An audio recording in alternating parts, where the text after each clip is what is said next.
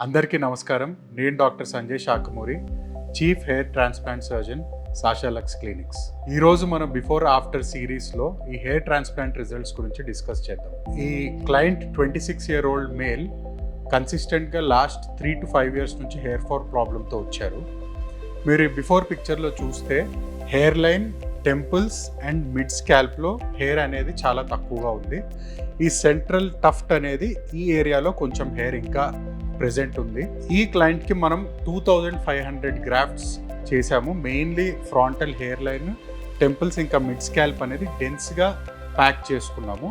ఈ రిజల్ట్ మీరు ఏదైతే ఆఫ్టర్ పిక్చర్ చూస్తున్నారో ఇది 6 months post hair transplant result. జనరల్గా మనకి హెయిర్ ట్రాన్స్ప్లాంట్ చేసినాక 8 to 10 months తర్వాత మనకి 100% రిజల్ట్ అనేది వస్తుంది. ఎందుకంటే ఫ్రామ్ 6 months డెన్సిటీ అనేది ఇంకా పెరుగుతూ ఉంటుంది. మీకు కూడా సిమిలర్గా హెయిర్ లాస్ ప్రాబ్లం కానీ మేల్ ప్యాటర్న్ బాల్డింగ్ కానీ ఉంటే వచ్చి get a consultation at Sasha clinics. Will definitely give you the best outcome and the best results. Thank you.